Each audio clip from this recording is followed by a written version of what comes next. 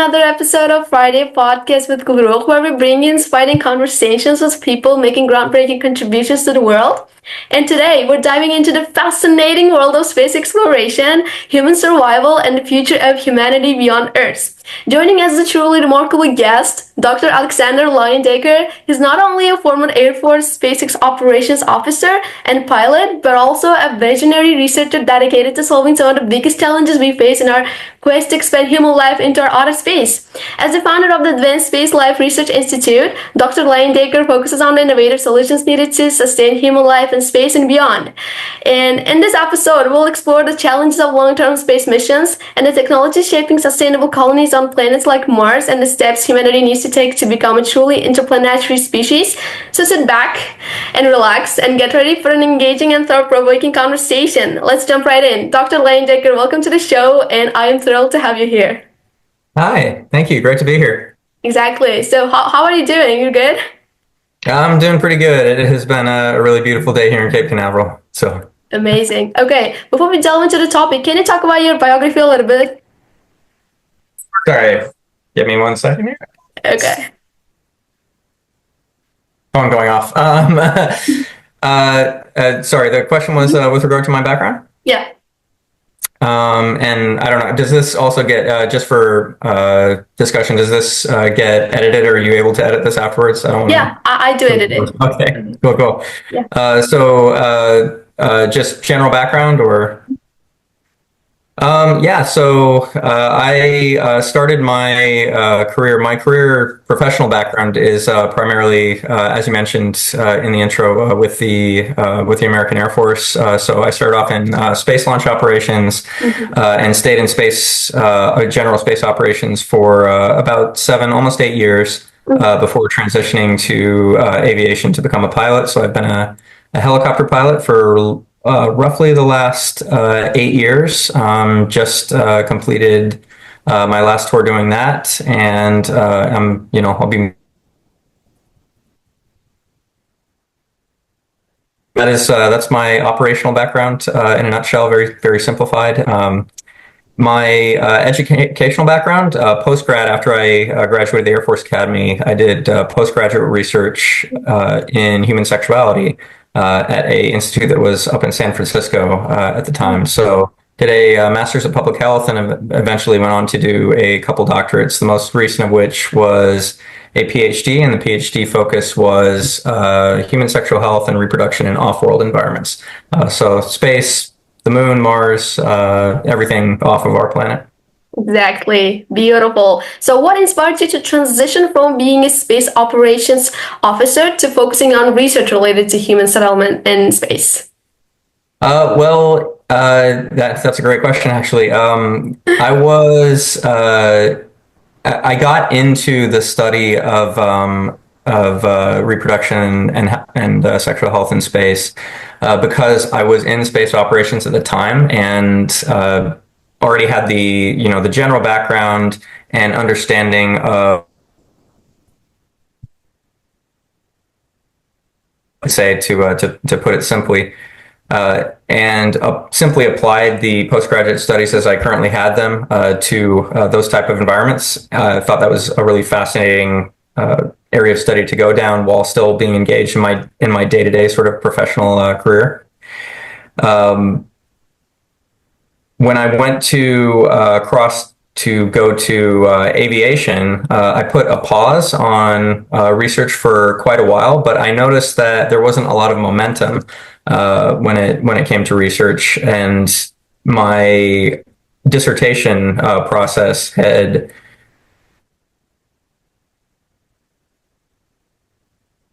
to be done in the area of sexual health and reproduction in space. There's a lot of issues that we're relatively certain are going to happen, but we haven't really, as a species, made too many plans to address those issues. And there are researchers out there that do study in this area, and they've been making great efforts, but it's mostly sort of decentralized and individual, and done through smaller teams. So I wanted to create a platform that would sort of focus those efforts and make sure that we were covering the full spectrum of everything that needed to be addressed, so that we can have a healthy existence in these new, on these new worlds that we go to, and space habitat stations wherever we go as a species once we leave Mother Earth here. Mm-hmm. Makes sense, exactly. Okay, let's just delve into core questions. What are the key challenges for human survival in long-term space missions, and such as on Mars or the Moon? Okay, so there's comes to space health, but there's a number of big challenges that we have when we go into space. One of the I would say the two major ones from a physiological perspective that we have to concern ourselves with are the differences in gravity and then obviously differences in radiation. So we know from life here on Earth and radiation exposure to certain populations that there are limits to how much radiation that we can take before we start to get sick. To give the very baseline argument there, and radiation levels are notably higher in space. You've got galactic cosmic radiation coming from the rest of the universe. You have things like solar particle events that are coming off of our own star, the sun. So we are largely protected from radiation by the Van Allen belts, and so our own magnetosphere, and by the thickness of our atmosphere. There's a lot of matter, air particles that is in the sky above us that protects us from those ionizing radiation particles coming down and hitting us. So we leave all that behind, and we also leave the gravity of our planet behind, which is very important to cellular biology and development when we go into space. So you are very radically changing the area around the body and what the body is perceiving. So the body is going to react and try to adapt. From what we've been able to see, reproductive health systems have pretty significant issues, and some of this is conjecture and projection, but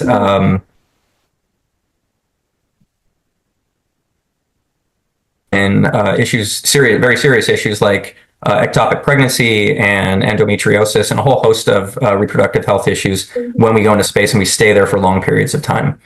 So those are things that we need to delve heavily into, to research, gather data on, and develop countermeasures. I never argue against us going into space, but if you are going into an environment that's going to impact your health, you need to develop all the proper ways to address and counteract those issues. Exactly. So while I was doing a research about colonizing the life beyond Earth, well, I'll read about Europa Caliper, the moon of the Jupiter, and then there's a really good source of water there to provide kind of like a sustained life. But I've heard that there's a really big radiation coming from the Jupiter, so that kind of been a really big issue for that, which is what you're talking about right now, and I kind of felt that. Yeah. Okay. Well, how does microgravity impact the human body over time, and what steps are being taken to counteract these effects? So microgravity is the fun part. Everybody likes to be able to float around and see what happens with with liquid dynamics. But sustained microgravity is going to over time impact your physiological systems. We've seen that there is significant bone degradation. I think so in grown adult astronauts, we've seen bone losses of up to 20%, which is, I mean, that's a big number. And when we consider that for, say, growing fetuses or babies where their skeletal system is still forming, then consider the compound effects of that over time. That's going to result in stunted growth and malformation. So those are concerns.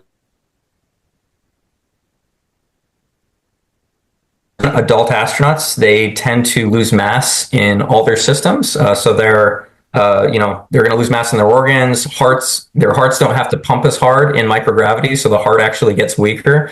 Their muscles waste away a little bit. Their bones, which you don't have the stress being put on the structure in the system because we have gravity, pulling down on us.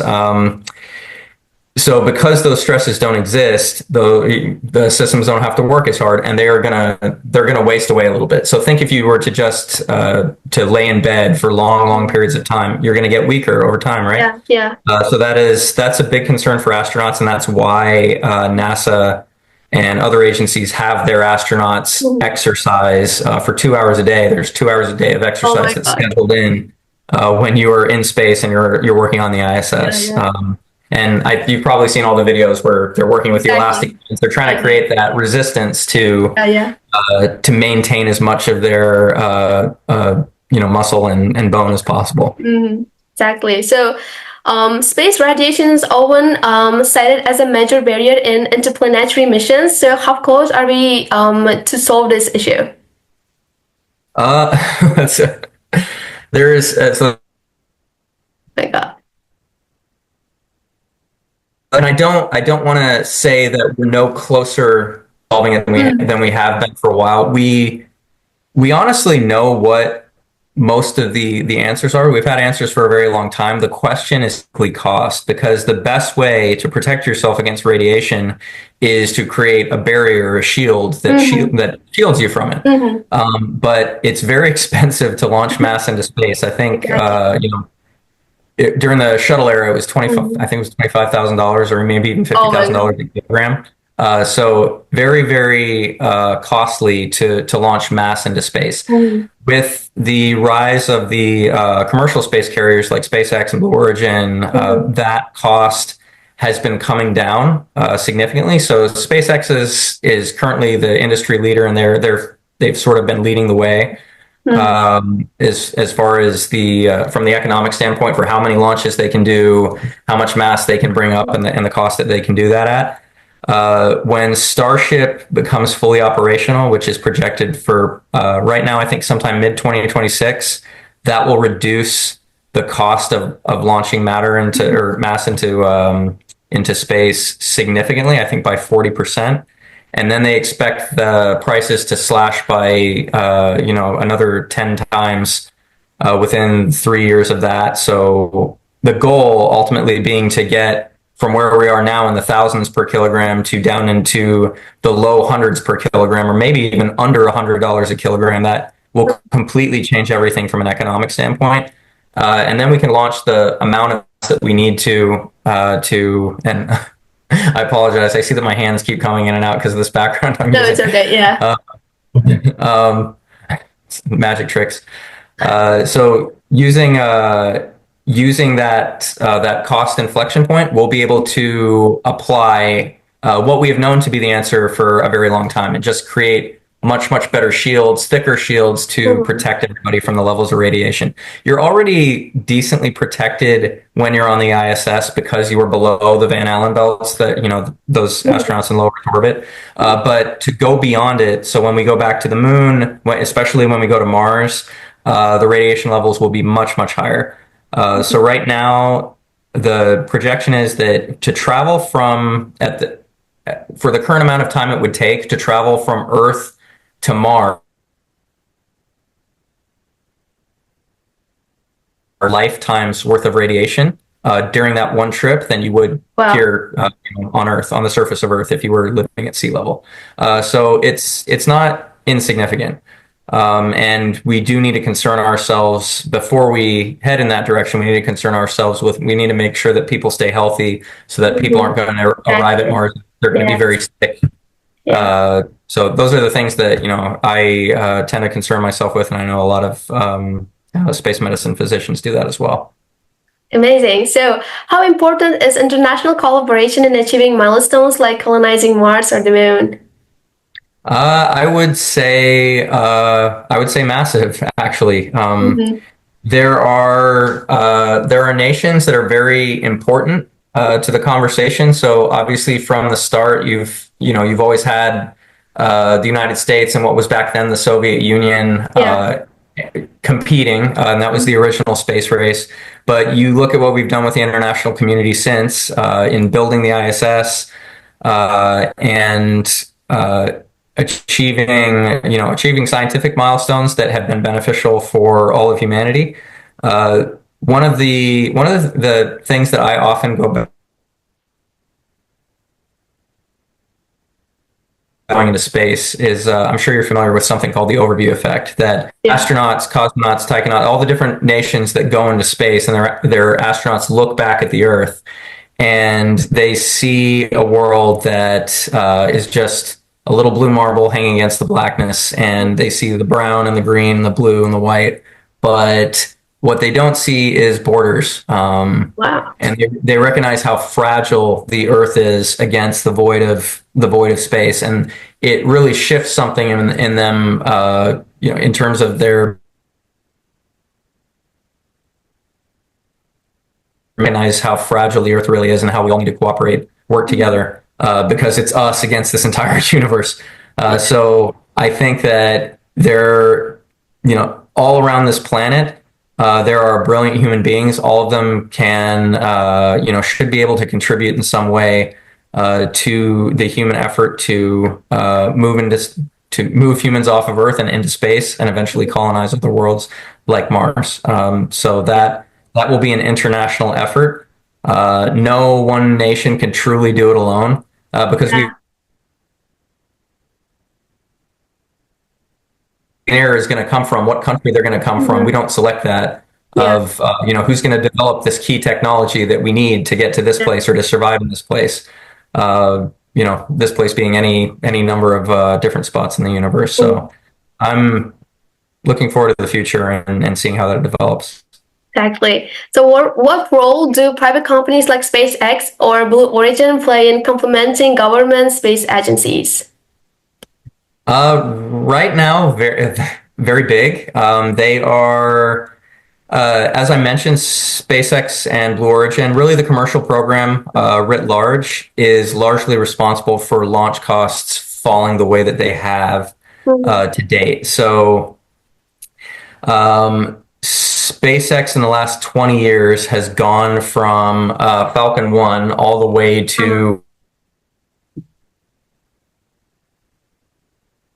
from an economic standpoint, how we launch mass into space and how we are able to do it. And SpaceX did the research on and normalized. They made it a common industry practice to recover part of the rocket. So reusable portions of the rocket, which helped bring costs down more. And now we see the amazing images of the Starship booster coming back and being caught by the tower itself. So the innovation and engineering that has happened under commercial companies has been much quicker and more efficient than traditional government agencies that have specifically limited budgets. They have to answer to entities like Congress, and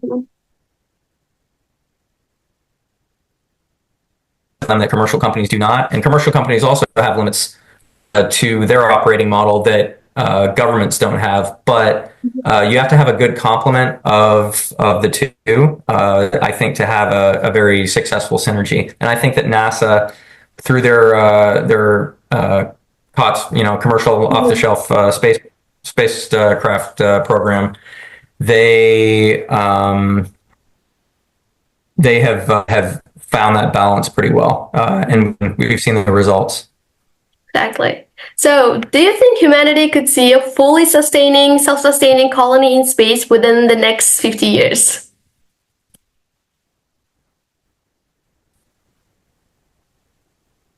Oh. Within the next 50 years? Yeah. Sorry, it froze there for a second. Within the next 50 years, in space, yes. I do think that I think the opportunity exists. I can't, obviously I don't have a crystal ball. I wouldn't be able to guarantee that it happens, but I think that the opportunity exists that we will see a off-world whether that be on the surface of Mars, on the surface of the moon, or it really depends on the location, what resources are available, and how much you engineer it. Another great option for splints are what we call annealing type structures. So your Stanford torus, your O'Neill cylinder. And the movie Interstellar does some depictions of those pretty well. It always happened in a number of Hollywood films.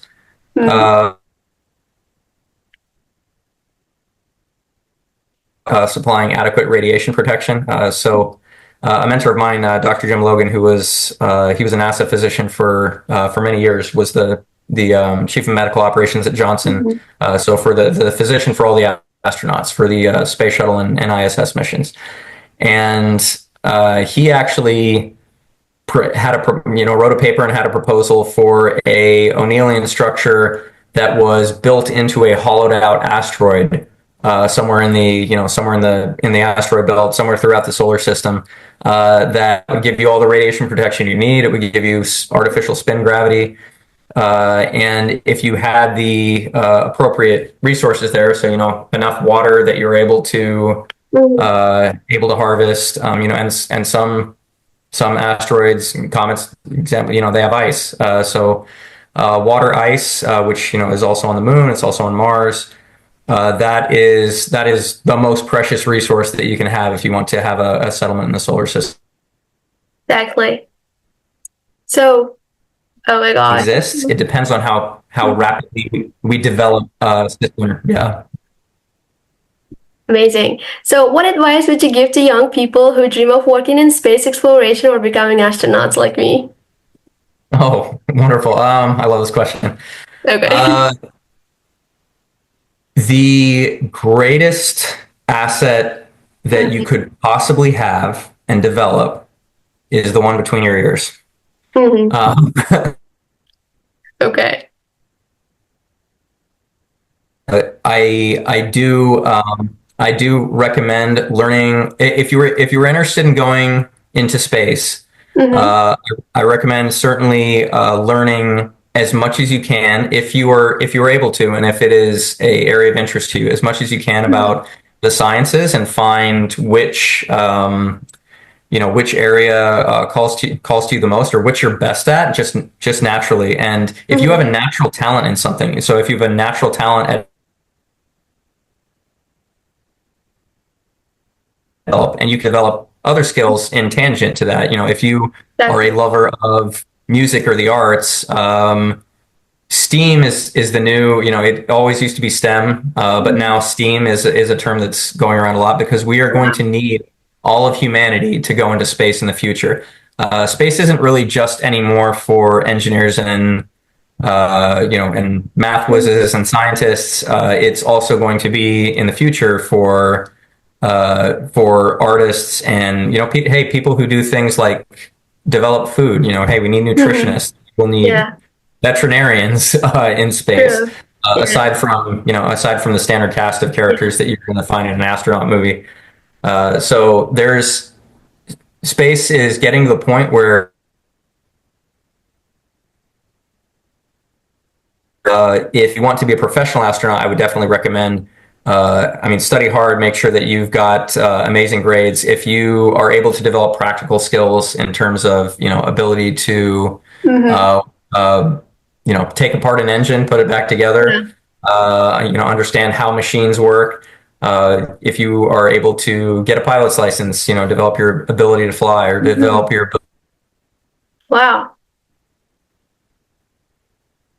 really well, develop your senses, your athletic ability, all the things that you're going to need to just be a robust and adaptable human being, because all those skills will come into play as an astronaut. When I was going through pilot training for the Air Force, I had an instructor tell me something that sticks with me to this day, and he said, "You're looking at flying wrong." He said this to me and a couple other people. But really, flying as a sport. because it is, when you're under G forces and you're pulling quick turns and everything, there's a lot of visual hand-eye coordination that's going on. Your body is part of that plane. So even that aspect of it, making sure that you stay healthy to the maximum degree possible. One of my friends, close friends, who she is actually an astronaut, and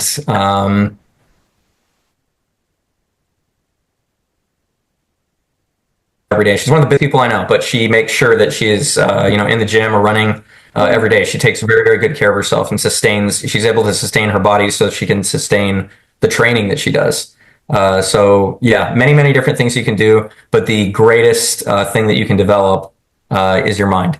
Exactly. I'm impressed. So, well, I'm pursuing a foundation degree in Malaysia in the Chinese university in the science. It's kind of like Yep. a general foundation for studying my bachelor's degree in electrical engineering. I was hoping to study electrical engineering. Is that makes sense? I mean, like, is that works well to being an astronaut with the electrical engineering degree in the future? Electrical engineering? Yeah, absolutely. And Yeah.